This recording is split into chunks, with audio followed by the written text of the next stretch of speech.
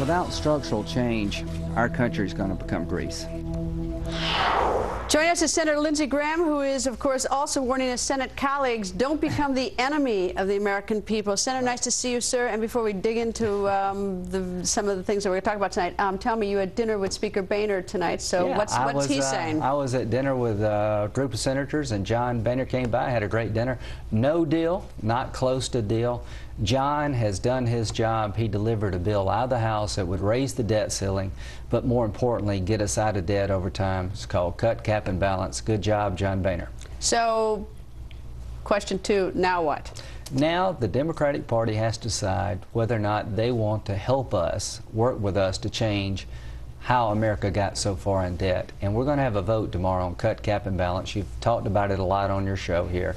But we're not going to get one amendment. There's not going to be one debate. There's not going to be any debate.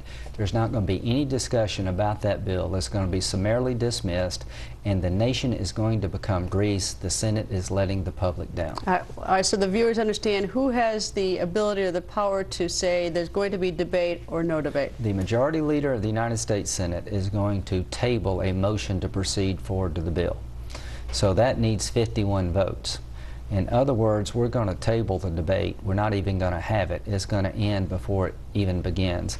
This is the biggest decision we'll make as a nation in years, and the Senate is not even going to have a debate. Nobody's going to be allowed to amend our product, and they're not even required to put up a counterproposal. This is not the most deliberative body in the world. This is a political hack job. Well, you know, it's particularly disturbing because whether you're for it or against it, whether it's a good idea or bad idea, the American people ought to at least hear what all of you have to say about it, whether you're a proponent or opponent of it. And if you don't like Cut, Cap, and Balance, come up with an idea of your own. And President Obama has talked about deals, but he's never produced a plan that shows one penny of cuts in reality.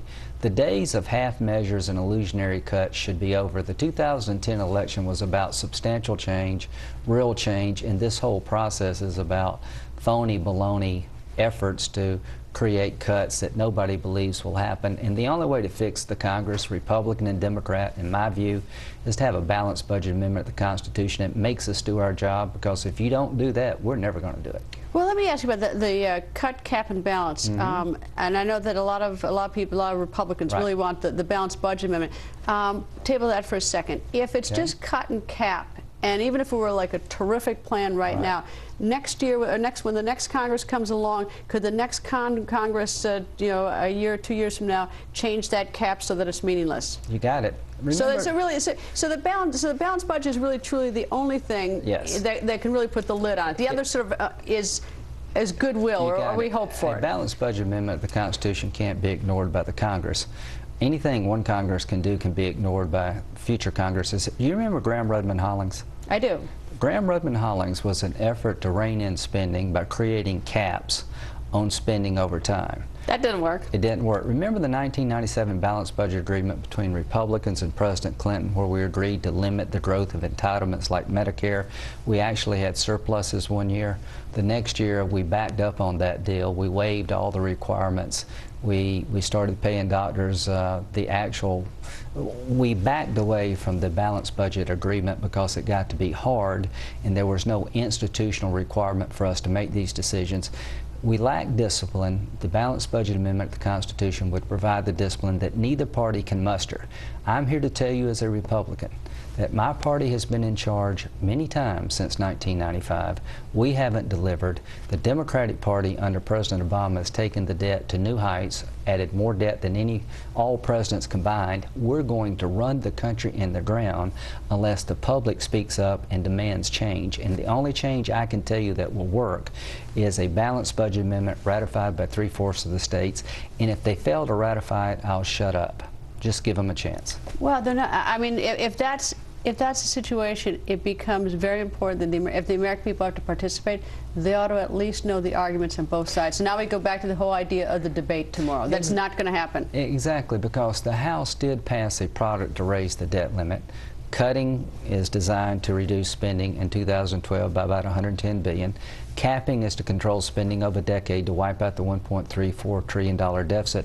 And the balanced budget amendment is the crown jewel. It brings about discipline so we'll never go back into our old spending ways.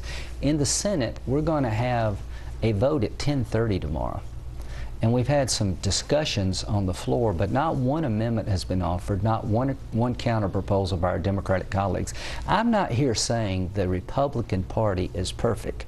I'm here telling you the Republican Party has failed on its watch to bring the budget into balance, and the only way I know to discipline both parties is to have the Constitution rise up and say you must do your job, and we're not even having a debate about that. We borrow 40 cents on every dollar.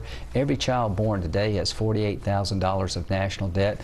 Medicare and Social Security are going into bankruptcy, and we're sitting up here looking at each other, talking points, no genuine debate. The United States Senate has been held up throughout the world as the most deliberative body. It is not meeting that standard when it comes to this issue. So it's a fraud? It's sad.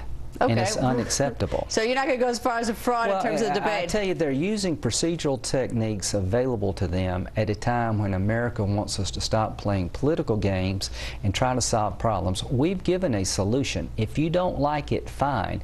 You don't have to buy my way of changing America. You just got to put up a plan that will save America. I want to change America. My Democratic colleagues are as patriotic as I am, but the one thing I can tell you, this debate has been about the next election. President Obama will not commit to a plan that we can evaluate, and the reason he won't do it, and the reason he hates the balanced budget amendment, is it will be the end of unlimited growth at the federal level, and I don't think he wants that to end. Senator, thank you. Nice to see you, sir. Thank you. Can House Republicans seal a